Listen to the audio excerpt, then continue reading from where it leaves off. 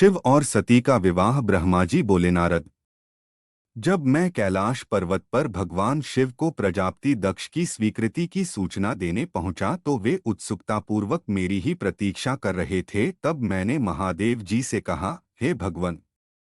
दक्ष ने कहा है कि वे अपनी पुत्री सती का विवाह भगवान शिव से करने को तैयार हैं, क्योंकि सती का जन्म महादेव जी के लिए ही हुआ है। यह विवाह होने पर उन्हें सबसे अधिक प्रसन्नता होगी। उनकी पुत्री सती ने महादेव जी को पति रूप में प्राप्त करने हेतु ही उनकी घोर तपस्या की है। उन्हें इस बात की भी खुशी है कि मैं स्वयं आपकी आज्ञा से उनकी पुत्री के लिए आपका अर्थात भगवान शिव का विवाह प्रस्ताव लेकर वहां गया। उन्होंने कहा, है पितामह, उनसे कहिए कि वे शुभ लग्न और मुहूर्त में अपनी बारात लेकर स्वयं आए। मैं अपनी पुत्री का कन्यादान सहर्ष महादेव जी को कर दूंगा। हे भगवान, दक्ष ने मुझसे यह बात कही है, इसलिए आप शुभ मुहूर्त देखकर शीघ्र ही उनके घर चलें और देवी सती का वरण करें। हे नारद, मेरे ऐसे वचन सुनकर शिवजी ने कहा, हे संसार की सृष्टि करने वाले ब्रह्मा जी, मैं तुम्हारे और नारद जी के साथ ही प्रजापति दक्ष के घर चलूंगा। इसलिए ब्रह्मा जी, आप नारद और अपने मानस पुत्रों का स्मरण कर उन्हें यहाँ बुला ले। साथ ही मेरे पार्षद भी दक्ष के घर चलेंगे। नारद, तब भगवान शिव की आज्ञा पाकर मैंने तुम्हारा और अपने अन्य मानस पुत्रों का स्मरण किया। उन तक मेरा संदेश पहुँचते ही वे तुरंत कैलाश पर्वत पर उपस्थित हो गए। उन्होंने हर्षित मन से महादेव जी को और मुझे प्रणाम किया। तत्पश्चात शिवजी ने भगवान श्रीहरि विष्णु का स्मरण किया। भगवान विष्णु देवी लक्ष्मी के साथ अपने विमान गरुड़ पर बैठ वहां आ गए। चैत्र मास के शुक्ल पक्ष की त्रयोदशी तिथि में रविवार को पूर्वा फाल्गुनी नक्षत्र में त्रिलोकीनाथ भगवान शिव की बारात धूमधाम से कैलाश पर्वत से निकली। उनकी बारात में मैं, देवी सरस्वती, विष्णु जी, देवी लक्ष्मी, सभी देवी देवता, मुनि और शिवगण आनंदमग्न होकर चल रहे थे। रास्ते में खूब उत्सव हो रहा था। भगवान शिव की इच्छा से बैल, बाघ, सांप, जटा और चंद्रकला उनके आभूषण बन गए। भगवान स्वयं नंदी पर सवार होकर प्रजापति दक्ष के घर पहुंचे। द्वार पर भगवान शिव की बारात देखकर सभी हर्ष से फूले नहीं समा रहे थे। प्रजापति दक्ष ने विधिपूर्वक भगवान शिव की पूजा अर्चना की। उन्होंने सभी देवताओं का खूब आदर सत्कार किया तथा उन्हें घर के अंदर ले गए। दक्ष ने भगवान शिव को उत्तम आसन पर बैठाया और हम सभी देवताओं और ऋषि मुनियों को भी यथायोग्य स्थान दिया। सभी का भक्तिपूर्वक पूजन किया। तत्पश्चात दक्ष ने मुझसे प्रार्थना की कि मैं ही वैवाहिक कार्य को संपन्न कराऊं। मैंने दक्ष की प्रार्थना को स्वीकार किया और वैवाहिक कार्य कराने लगा। शुभ लग्न और शुभ मुहूर्त देखकर प्रजापति दक्ष ने अपनी पुत्री सती का हाथ भगवान शिव के हाथों में सौंप दिया और विधि विधान से पाणिग्रहण संस्कार संपन्न कराया। उस समय वहां बहुत बड़ा उत्सव हुआ और नाच गाना भी हुआ। सभी आनंदमग्न थे। हम सभी देवी देवताओं ने भगवान शिव और देवी सती की बहुत स्तुति की और उन्हें भक्तिपूर्वक प्रणाम किया। भगवान शिव और सती का विवाह हो जाने पर उनके माता पिता बहुत प्रसन्न हुए और महादेव जी को अपनी कन्या का दान कर प्रजापति दक्ष कृतार्थ हो गए। महेश्वर का विवाह होने का पूरा संसार मंगल उत्सव मनाने लगा। ब्रह्मा और विष्णु द्वारा शिव की स्तुति करना। ब्रह्मा जी कहते हैं, नारद, कन्यादान करके दक्ष ने भगवान शिव को अनेक उपहार प्रदान किए। उन्होंने सभी ब्राह्मणों को भी दान दक्षिणा दी। तत्पश्चात भगवान विष्णु अपनी पत्नी लक्ष्मी जी सहित भगवान शिव के समक्ष हाथ जोड़कर खड़े हो उनकी आराधना करने लगे। वे बोले, हे दयासागर महादेव जी, आप संपूर्ण जगत के पिता हैं और देवी सती सबकी माता हैं। भगवान, आप दोनों ही अपने भक्तों की रक्षा के लिए और दुष्टों का नाश करने के लिए अनेक अवतार धारण करते हैं। इस प्रकार उन्होंने शिवसती की बहुत स्तुति की।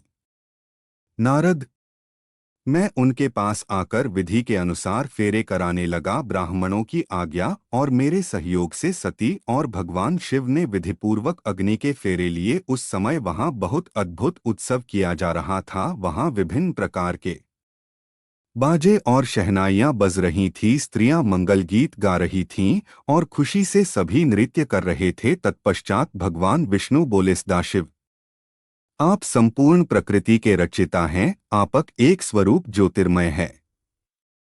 ब्रह्मा जी, मैं और रुद्रदेव आपके ही रूप हैं। हम सभी सृष्टि की रचना, पालन और संहार करते हैं। हे प्रशु, हम सब आपका ही अंश हैं। प्रभु, आप आकाश के समान सर्वव्यापी और ज्योतिर्मय हैं। जिस प्रकार हाथ, कान, नाक, मुंह, सिर आदि शरीर के विभिन्न रूप हैं, उसी प्रकार हम सब भी आपके शरीर के ही अंग हैं। आप निर्गुण निराकार हैं। समस्त दिशाएं आपकी मंगल कथा कहती हैं। सभी देवी देवता और ऋषि मुनि आपके ही चरणों की वंदना करते हैं। आपकी महिमा का वर्णन करने में मैं असमर्थ हूँ। भगवन, यदि हम सबसे कुछ गलती हो गई हो तो कृपया उसे क्षमा करें और प्रसन्न हो। ब्रह्मा जी बोले। इस प्रकार श्रीहरि ने भगवान शिव की बहुत स्तुति की। उनकी स्तुति सुनकर भगवान शिव बहुत प्रसन्न हुए। विवाह की सभी रीतियों के पूर्ण होने पर हम सभी ने महादेव जी एवं देवी सती को बधाइयाँ दी तथा उनसे प्रार्थना की कि वे अपनी कृपादृष्टि सदैव सभी पर बनाए रखें, वे जगत का कल्याण करें। तत्पश्चात भगवान शिव ने मुझसे कहा, है ब्रह्मा, आपने मेरा वैवाहिक कार्य संपन्न कराया है, अतः आप ही मेरे आचार्य हैं। आचार्य को कार्य सिद्धि के लिए दक्षिणा अवश्य दी जाती है, इसलिए आप मुझे बताइए कि मैं दक्षिणा में आपको क्या दूं? महाभाग, आप जो भी मांगेंगे मैं उसे अवश्य ही दूंगा। मुने, भगवान शिव के इस प्रकार के वचन सुनकर मैं हाथ जोड़कर उनके सामने खड़ा हो गया। मैंने उन्हें प्रणाम करके कहा, हे देवेश, यदि आप मुझे अपना आचार्य मानकर कोई वर देना चाहते हैं तो मैं आपसे यह वर मांगता हूं कि आप सदा इसी रूप में इसी वेदी पर विराजमान रहकर अपने भक्तों को दर्शन दें। इस स्थान पर आपके दर्शन करने से सभी पापियों के पाप धुल जाएं। आपके यहाँ विराजमान होने से मुझे आपका साथ प्राप्त हो जाएगा। मैं इसी वेदी के पास आश्रम बनाकर यहाँ निवास करूँगा और तपस्या करूँगा। है प्रभु, मेरी यही इच्छा है। चैत्र मास के शुक्ल पक्ष की त्रयोदशी को पूर्वा फाल्गुनी नक्षत्र में रविवार के दिन जो भी मनुष्य भक्तिभाव से आपका दर्शन करे उसके सभी पाप नष्ट हो जाएं, रोगी मनुष्य के सभी रोग दूर हो जाएं। इस दिन आपका दर्शन कर मनुष्य जिस इच्छा को आपके सामने व्यक्त करे उसे आप तुरंत पूरा करें। प्रभु, आप इस दिन सभी को मनोवांछित वर प्रदान करें। भगवन, यही वरदान मैं आपसे मांगता हूँ। मेरी यह बात सुनकर भगवान शिव बहुत प्रसन्न हुए। वे बोले, हैं ब्रह्मा, मैं आपकी इच्छा अवश्य ही पूरी करूंगा। तुम्हारे वर के अनुसार मैं देवी सती सहित इस वेदी पर विराजमान रहूंगा। यह कहकर भगवान शिव देवी सती के साथ मूर्ति रूप में प्रकट होकर वेदी के मध्य भाग में विराजमान हो गए।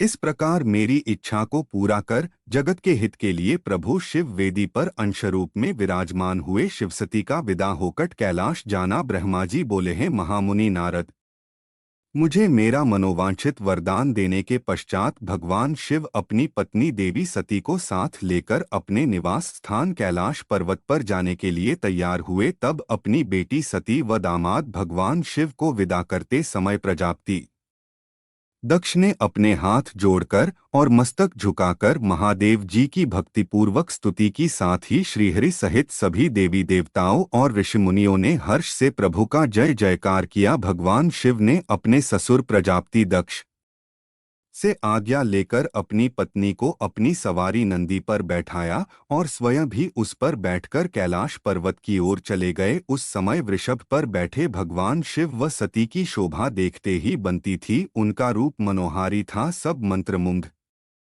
होकर उन दोनों को जाते हुए देख रहे थे। प्रजापति दक्ष और उनकी पत्नी अपनी बेटी व दामाद के अनोखे रूप पर मोहित हो उन्हें एकटक देख रहे थे। उनकी विदाई पर चारों ओर मंगल गीत गाए जा रहे थे। विभिन्न वाद्य यंत्र बज रहे थे। सभी बाराती शिव के कल्याणमय उज्ज्वल यश का गान करते हुए उनके पीछे पीछे चलने लगे। भगवान शिव देवी सती के साथ अपने निवास कैलाश पर पहुंचे। सभी देवता सहित मैं और विष्णु जी भी कैलाश पर्वत पर पहुंचे। भगवान शिव ने उपस्थित सभी देवी देवताओं और ऋषिमुनियों का हृदय से धन्यवाद किया। भगवान शिव ने सभी को सम्मानपूर्वक विदा किया। तब सभी देवताओं ने उनकी स्तुति की और प्रसन्नतापूर्वक अपने अपने धाम को चले गए। तत्पश्चात भगवान शिव और देवी सती सुखपूर्वक अपने वैवाहिक जीवन का आनंद उठाने लगे। सूत जी कहते हैं, हे मुनियों, मैंने तुम्हें भगवान शिव के शुभ विवाह की पुण्य कथा सुनाई है। भगवान शिव का विवाह कब और व किससे हुआ? वे विवाह के लिए कैसे तैयार हुए? इस प्रकार मैंने सभी प्रसंगों का वर्णन तुमसे किया है। विवाह के समय, यज्ञ अथवा किसी भी शुभ कार्य के आरंभ में भगवान शिव का पूजन करने के पश्चात इस कथा को जो सुनता अथवा पढ़ता है, उसका कार्य या वैवाहिक आयोजन बिना विघ्न और बाधाओं के पूरा होता है। इस कथा के श्रवण से सभी शुभ कार्य निर्विघ्न पूर्ण होते हैं। इस अमृतमयी कथा को सुनकर जिस कन्या का विवाह होता है, वह सुख, सौभाग्य, सुशीलता और सदाचार आदि सद्गुणों से युक्त हो जाती है। भगवान शिव की कृपा से पुत्रवती भी होती है। नारद जी ने पूछा, है पितामह ब्रह्मा जी, शिवजी के विवाह के पश्चात सभी पधारे देवी देवताओं और ऋषिमुनियों सहित श्रीहरि और आपको विदा करने के पश्चात क्या हुआ?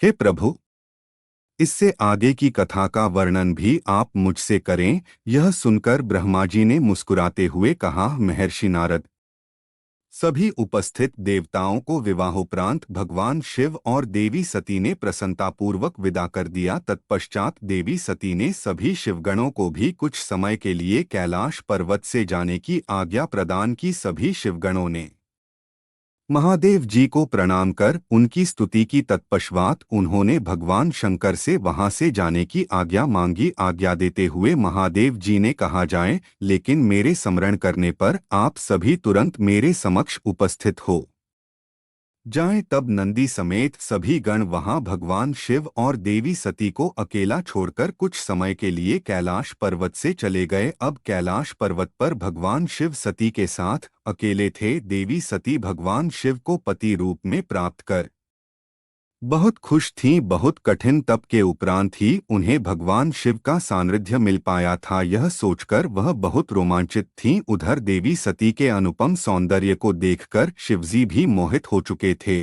वे भी देवी सती का साथ पाकर अपने को धन्य समझ रहे थे। एकांत पाकर शिवजी अपनी पत्नी सती के साथ कैलाश पर्वत के शिखर पर रमण करने लगे। शिवसती का हिमालय गमन कैलाश पर्वत पर श्री शिव और दक्ष कन्या सती के विविध विहारों का विस्तार से वर्णन करने के बाद ब्रह्मा जी ने कहा, नारद, एक दिन की बात है कि देवी सती भगवान शिव को प्रेमपूर्वक प्रणाम करके दोनों हाथ जोड़कर खड़ी हो गई। उन्हें चुपचाप खड़े देखकर भगवान शिव समझ गए कि देवी सती के मन में कुछ बात अवश्य है जिसे वह कहना चाह रही हैं। तब उन्होंने मुस्कुराकर देवी सती से पूछा कि है प्राणवत्सला, कहिए आप क्या कहना चाहती हैं?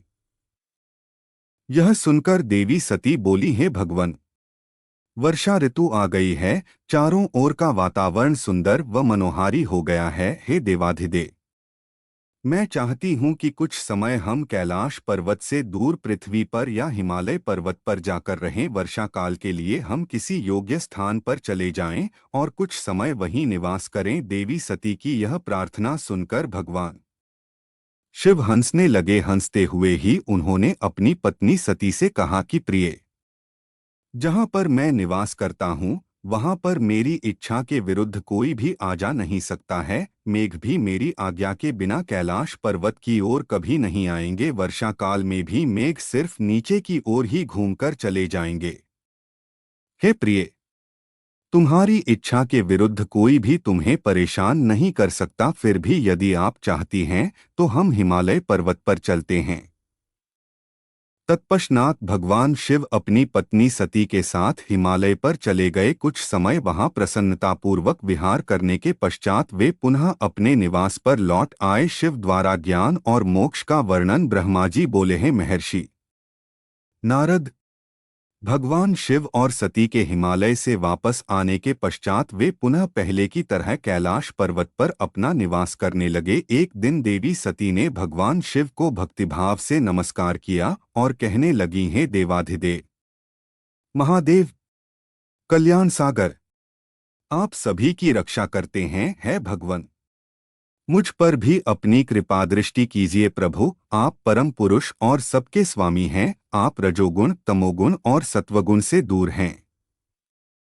आपको पति रूप पाकर मेरा जन्म सफल हो गया है। करुणा निधान, आपने मुझे हर प्रकार का सुख दिया है तथा मेरी हर इच्छा को पूरा किया है, परंतु अब मेरा मन तत्वों की खोज करता है। मैं उस परम तत्व का ज्ञान प्राप्त करना चाहती हूँ जो सभी को सुख प्रदान करने वाला है, जिसे पाकर जीव संसार के दुखों और मोहमाया से मुक्त हो जाता है और उसका उद्धार हो जाता है।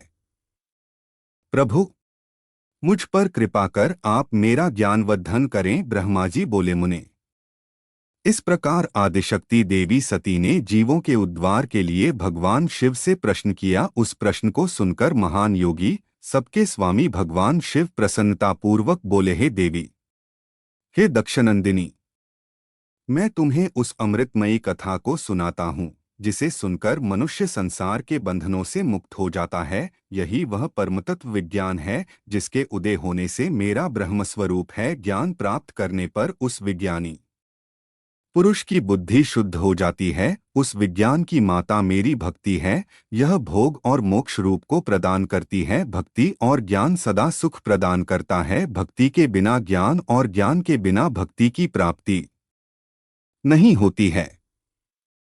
हे देवी, मैं सदा अपने भक्तन के अधीन हूँ। भक्ति दो प्रकार की होती है, सगुण और निर्गुण। शास्त्रों से प्रेरित और हृदय के सहज प्रेम से प्रेरित भक्ति श्रेष्ठ होती है, परंतु किसी वस्तु की कामना स्वरूप की गई भक्ति निम्न कोटि की होती है। हे प्रिय, मुनियों ने सगुणा और निर्गुणा नामक दोनों भक्तियों के 9 भेद बताए हैं। श्रवण, कीर्तन, स्मरण, सेवन, दास्य, अर्चन, वंदन, सख्य और आत्मसमर्पण ही भक्ति के अंग माने जाते हैं। जो एक स्थान पर स्थिरतापूर्वक बैठकर तनमन को एकाग्रचित्त करके मेरी कथा और कीर्तन को प्रतिदिन सुनता है, इसे श्रवण कहा जाता है। जो अपने हृदय में मेरे दिव्य जन्म कर्मों का चिंतन करता है और उसका अपनी वाणी से उच्चारण करता है, इसे भजन रूप में गाना ही कीर्तन कहा जाता है। मेरे स्वरूप को नित्य अपने आसपास हर वस्तु में तलाश कर मुझे सर्वत्र व्यापक मानना तथा सदैव मेरा चिंतन करना ही स्मरण है। सूर्य निकलने से लेकर रात्रि तक, सूर्यास्त तक हृदय और इंद्रियों से निरंतर मेरी सेवा करना ही सेवन कहा जाता है। स्वयं को प्रभु का किकर समझकर अपने हृदयामृत के भोग से भगवान का स्मरण दास्य कहा जाता है। अपने धन और वैभव के अनुसार 16 उपचारों के द्वारा मनुष्य द्वारा की गई मेरी पूजा अर्चन कहलाती है। मन, ध्यान और वाणी से मंत्रों का उच्चारण करते हुए इष्टदेव को नमस्कार करना वंदन कहा जाता है। ईश्वर द्वारा किए गए फैसले को अपना हित समझकर उसे सदैव मंगल मानना ही सख्य है। मनुष्य के पास जो भी वस्तु है वह भगवान की प्रसन्नता के लिए उनके चरणों में अर्पण कर उन्हें समर्पित कर देना ही आत्मसमर्पण कहलाता है। भक्ति के यह 9 अंग भोग और मोक्ष प्रदान करने वाले हैं। ये सभी ज्ञान के साधन मुझे प्रिय हैं। मेरी सांगोपांग भक्ति ज्ञान और वैराग्य को जन्म देती है। इससे सभी अभीष्ट फलों की प्राप्ति होती है। मुझे मेरे भक्त बहुत प्यारे हैं। तीनों लोकों और चारों युगों में भक्ति के समान दूसरा कोई भी सुखदायक मार्ग नहीं है। कलयुग में जब ज्ञान और वैराग्य का ह्रास जाएगा तब भी भक्ति ही शुभ फल प्रदान करने वाली होगी। मैं सदा ही अपने भक्तों के वश में रहता हूँ। मैं अपने भक्तों की विपरीत परिस्थिति में सदैव सहायता करता हूँ और उसके सभी कष्टों को दूर करता हूँ। मैं अपने भक्तों का रक्षक हूँ। ब्रह्मा जी बोले, नारद, देवी सती को भक्त और भक्ति का महत्व सुनकर बहुत प्रसन्नता हुई। उन्होंने भगवान शिव को प्रणाम किया और पुनः शास्त्रों के बारे में पूछा। वे यह जानना चाहती थीं कि सभी जीवों का उद्धार करने वाला, उन्हें सुख प्रदान करने वाला सभी साधनों का प्रतिपादक शास्त्र कौन सा है। वे ऐसे शास्त्र का महात्म्य सुनना चाहती थीं। सती का प्रश्न सुनकर शिवजी ने प्रसन्नतापूर्वक सब शास्त्रों के विषय में देवी सती को बताया। महेश्वर ने पांचों अंगों सहित तंत्रशास्त्र, यंत्रशास्त्र तथा सभी देवेश्वरों की महिमा का वर्णन किया। उन्होंने इतिहास की कथा भी सुनाई, पुत्र और स्त्री के धर्म की महिमा भी बताई। मनुष्यों को सुख प्रदान करने वाले वैदिक शास्त्र तथा ज्योतिष शास्त्र का भी वर्णन किया। भगवान शिव ने भक्तों का महात्म्य और राजधर्म भी बताया। इसी प्रकार भगवान शिव ने सती को उनके पूछे सभी प्रश्नों का उत्तर देते हुए सभी कथाएं सुनाई।